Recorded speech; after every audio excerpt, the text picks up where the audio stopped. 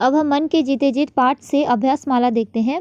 इसमें पहला क्वेश्चन है, आओ विशेष ध्यान देने योग्य लोगों के बारे में चर्चा करें। इसमें चर्चा करने की बात की जा रही है, ठीक है। जिन लोगों को विशेष ध्यान देने की ज़रूरत है, जिनके हाथ पैर ठीक से काम नहीं करते, जो देख नहीं सकते, बोल नहीं सकते, इन लोगों के बारे में चर्चा करने के लिए कहा गया है, ठीक है।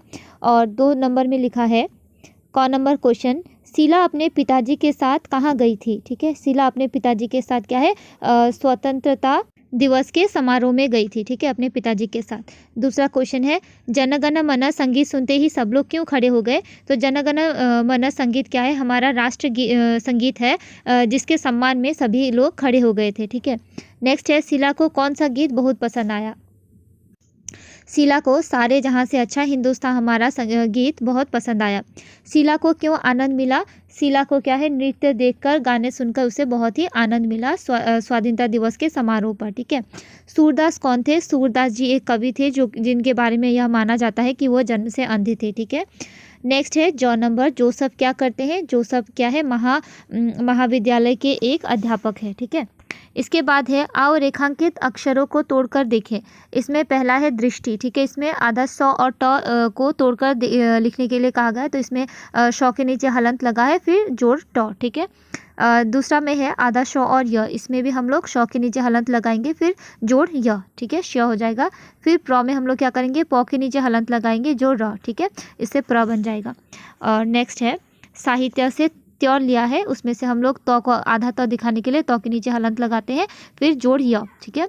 उसके बाद है इसका, इसमें भी सौ को आधा दिखाने के लिए हम सौ के नीचे हलंत लगाते हैं, जोड़ क। और नेक्स्ट है श्व, इसमें भी सौ के नीचे हलंत लग जाएगा तो आधा शौ बन जाएगा प्लस व, ठीक है, श्व। तो इस तरीके से इसको हम लोग लिख सकते हैं। अब 4 नंबर में दिया है, आओ जानकारी प्राप्त करें।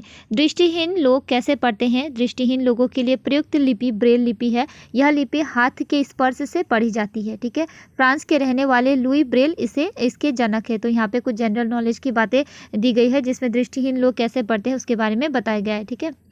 5वां है, आओ हिंदी के प्रमुख कवि कवित्रियों के नाम जाने। इसमें हिंदी के प्रमुख कवि और कवित्रियों के नाम दिए गए हैं, जैसे मीराबाई है, कबीरदास है, तुलसीदास है, जायसी है, भारतेंदु हरिश्चंद्र है, महादेवी वर्मा है, जयशंकर प्रसाद है, मैथिली शरण गुप्त है। ये क्या है, हिंदी के प्रमुख कवि एवं कवित्रियों के नाम है, ठीक है। 6 नंबर है, किसने कहा, लिखो। वे भी तुम लोग की तरह है। तो ये क्या है, शीला के पिताजी ने कहा था। क्या वे भी दृष्टिहीन विद्यालय में पढ़ते थे, यह शीला ने कहा था। और ग नंबर, वह कानों में सुनने की मशीन लगाया करता था। तो यह शीला के पिताजी ने कहा था। 7 नंबर, ऐसे सभी बच्चे तुम लोगों के विद्यालय में ही पढ़ सकते हैं। यहाँ ऐसे सभी बच्चे किन्हें कहा गया है, तो यहाँ पे ऐसे सभी बच्चे यानी जो लोग बोल नहीं सकते, लिख नहीं मतलब जो लोग चल नहीं सकते, शारीरिक रूप से थोड़े से असमर्थ होते हैं, ठीक है। तो ऐसे बच्चे भी क्या है, सभी के साथ पढ़ सकते हैं एक ही विद्यालय में, ऐसा उसके शीला के पिताजी ने कहा था। नेक्स्ट है, सभी बच्चों की पढ़ाई लिखाई के बारे में पिताजी ने क्या कहा। तो सभी बच्चों की पढ़ाई लिखाई के बारे में पिताजी ने कहा कि सभी तरह के बच्चे एक ही स्कूल में पढ़ लिख सकते हैं, और आजकल ऐसी सुविधा की जा रही है कि सभी बच्चे एक ही विद्यालय में पढ़ सके, ठीक है। दृष्टिहीन सूरदास जी महान कवि कैसे बने। तो दृष्टिहीन सूरदास जी क्या है, अपनी साधना और लगन के बल से वे महान कवि बने थे। विशेष ध्यान देने योग्य व्यक्ति कौन कौन से हो सकते हैं।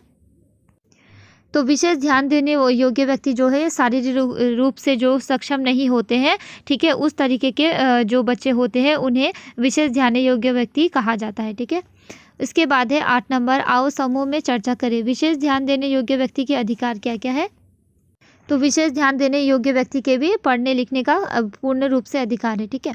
9 नंबर, आओ समझ ले, वह बहुत ही अनुभवी था, तुम्हारा अनुमान ठीक है।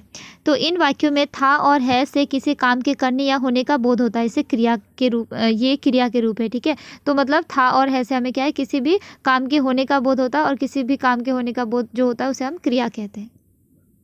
10 नंबर है, छात्र छात्रा पढ़ रहे हैं, पति पत्नी बैठे हैं। इन वाक्यों के रेखांकित शब्दों से पुरुष और स्त्री का बोध होता है, ठीक है। जैसे छात्र छात्रा, पति पत्नी, इससे पुरुष और स्त्रीलिंग जाति का बोध होता है। ऐसे ही पुरुष और स्त्री के बोध कराने वाले शब्द लिखो, जैसे बहन, भाई, लड़की, लड़का, बकरी, बकरा, मामा, मामी, बालक, बालिका, पिता, माता।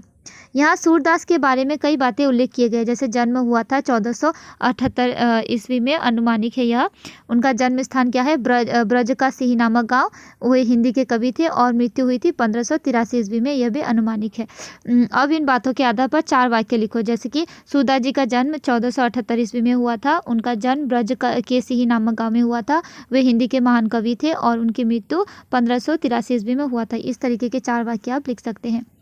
फिर आगे पहेलियाँ बूझे और लिखे। 3 अक्षर का मेरा नाम, उल्टा सीधा एक समान, यानी जहाज। ठीक है। ना मारा ना खून किया, 20 का सिर काट लिया, इसमें क्या होगा, नाखून। नंबर पंछी एक देखा अलबेला, पंख बिना उड़ रहा अकेला, बंद गले में लंबी डोर, नाप रहा अंबर का छोर, इसमें क्या होगा, पतंग होगा।